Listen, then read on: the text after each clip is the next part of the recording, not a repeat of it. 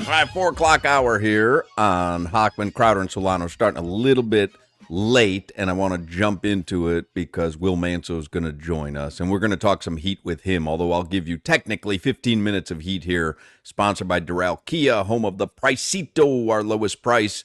Visit them at Doral Kia or DoralKia.com. We had talked at the beginning of the show about how putrid the Bulls looked last night and how good subsequently the Heat looked last night. Someone had emailed Ira in the Sun Sentinel, how does the team bottle that? Sunday showed so many good things, and now they're undefeated in February. Oh, and by the way, speaking of February, some people on the chat at the beginning of the show said, cannot believe you have not even mentioned February on the first show of February. We have not even mentioned February on the first show of February. No need to, because don't forget, in my contract, after you put my name on the show, it very clearly states February is gone. That audio is done with, and it no longer. The contract clearly states that in February you're gone. I think you read it wrong. I didn't sign off on that, Solana. Not in my contract. Maybe we'll have time to celebrate February at some point this month. It is a tradition. Ira says yes. Well, yes. What do you say? So far undefeated in February. He said yes. Yes. What's Ira talking about? All right, Jimmy, let's play the February segment without any further ado. No, I'm teasing, Jimmy. Ira says this. Deep breath. The Bulls are not good. And without Josh Giddey, they are very not good.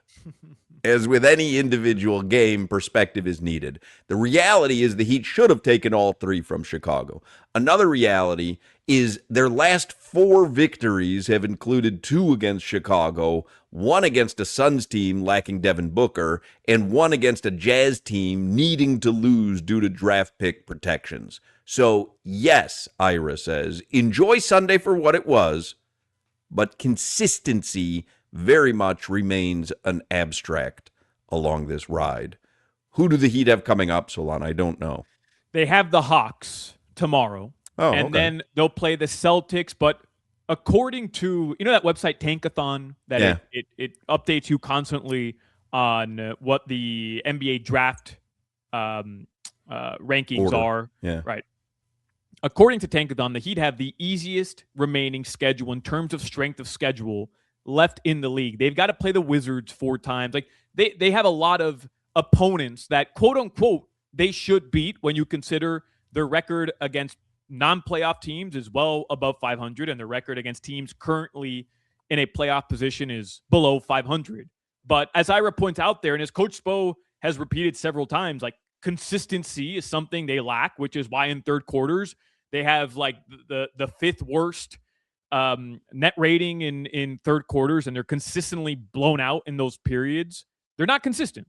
So in theory, yeah, they should climb the rankings. They'll have the opportunity to climb out of a play-in tournament if things stay as they are. I'm looking at it now. So they're the 7 seed right now. The Sixers are a game and a half ahead of them in the 6th seed. Who will be without Paul George for 25 games. The Magic are right behind them, half game behind them in the 8th seed. The Bulls are 2.5 games behind them in the 9th seed, and then Atlanta, who they play tomorrow. But the Magic own the tiebreaker against Miami, and the Heat have played one more game than the Magic. So if the Magic, for example, if the Magic play tonight, I'll look up their schedule, but if the Magic play tonight and they win, they jump Miami because they have the tiebreaker over the Heat. They beat them 4 times. They still play one more, but they've beaten them 4 times. So in order for the Heat, and this could very well happen, Hawk, the Heat could be the 7th seed, the Magic could be the 6th seed with the same record. So in order for Miami to be above the Orlando Magic in the standings, they'll have to end with a better record than Orlando. They'll play the Sixers a ton of times coming up. I think 2 more times. They've only played them once. And the Raptors and Cavaliers, I mean, they've been good. They're not great, though. So you could see a scenario where one of those 2 teams drops in terms of form. But again, like, do you trust this team to consistently beat the teams they're supposed to? No, you don't. And that word consistency, isn't that on the players? Because, like, Khalil Ware was 8 for 15, 17 points. Pelle Larsson scored 20, but I looked it up because I knew he didn't miss many. He was 8 for 11. Like, they can't do that. Like, the word consistency is on the players taking the shots. There aren't less shots. They just have to hit their damn shots, and they're not a Pelle Larson's not an 8 for 11 player. I'll tell you I don't know anymore, Crowder. I'm 8 for 11, bro. There was another Ask Ira today. I didn't read it to you, but it was essentially, hey, slow your roll, everybody, on Pelle Larsson. Hold on, let me find it. 8 for 11, Solana. That's Steph Curry numbers. Steph Curry would take 11 threes in a game. Pella's been wildly efficient, but you're right, Crowder. Like, they're not playing offense through Pelle. He's a supporting player who right now has elevated his game. Yeah. But I mean, the night before against the Bulls, they went 13 of 48 from three, and Chicago went 20 of 40. Like, their shots just didn't go in on Saturday. But the most important factor is lack of consistency of available bodies. Norm missed the last 2 games for personal reasons. Tyler's missed 42 of the first 53 games, or 41 of the first 52 games. He's only played in 11. Davion's been out. Like, they can't stay healthy. Yeah. And that's what I was saying. The consistency is on health, is what you're saying. I'm saying the consistency on the players being consistent night in and night out. That too. Wait a second. Now I got to bring it up on my phone because it just signed me out of the Sun Sentinel on the computer. I don't have the wherewithal to sign back in. Bro, Bam got the 20. That's good. Oh, I bet it's under. Bam has been Bam got the 20, Crowder, in the first half. Like, they didn't. These guys didn't even have to play in the second half. Pelle outscored or had the same amount of points as the Bulls in the first quarter. Literally, Did you see the game last night, Crowder? Because I didn't see Saturday night's game because I was at Caliendo, but I did see last night's game. Tell them what the Bulls were shooting from three. Last night, the Bulls went. I have the wrong box score. The Bulls went 4 or 6 of 41. That's 14% from three. Man, come on, man. I mean, that's shocking. That's not shocking, because Buzelis was on the team. Buzelis, did you see him on Saturday night? I saw him last night. 1 of 7 on Saturday night. 1 of 7, 2 points last night. 0 of 5 from three. He was tired from Saturday night.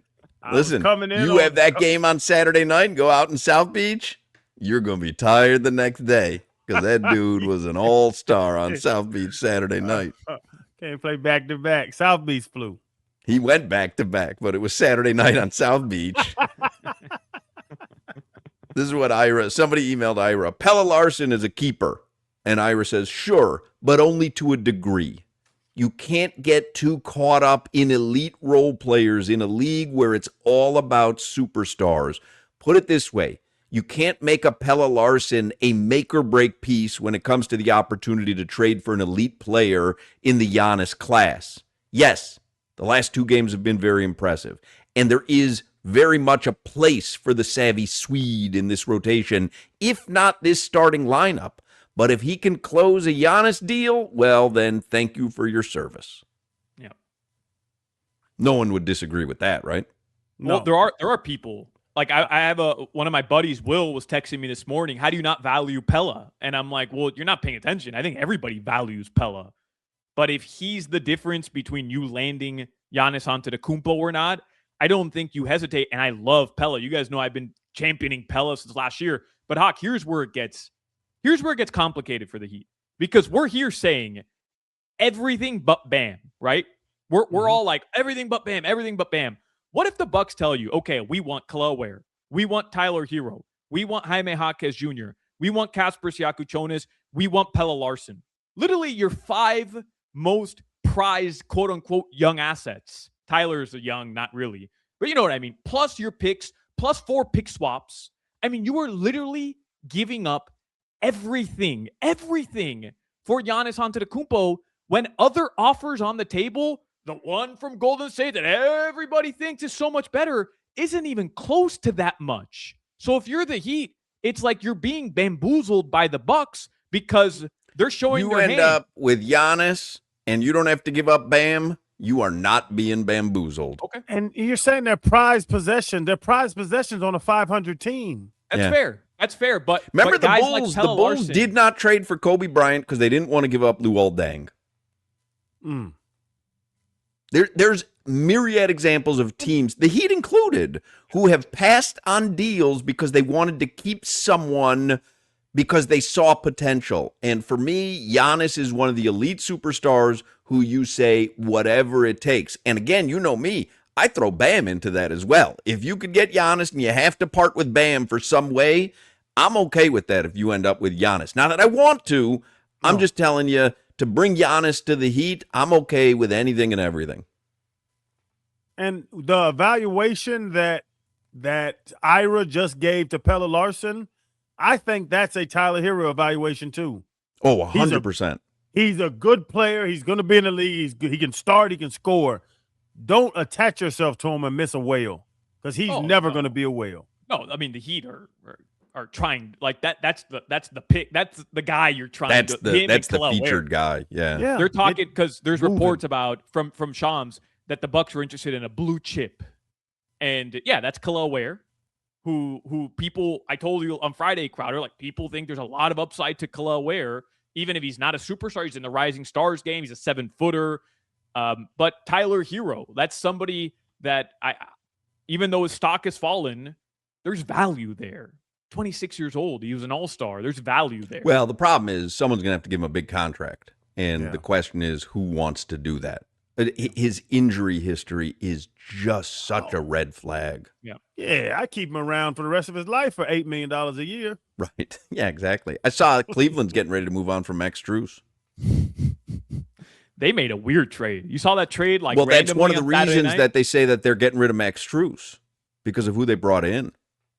Yeah, Ellis and Dennis Schroeder. No, they're just trying to shake it up. They're just trying to shake it up because, bro, they're 30 and 21. They're the 5 seed. They're supposed to be a 1 or 2 seed. Yeah, in an easy East.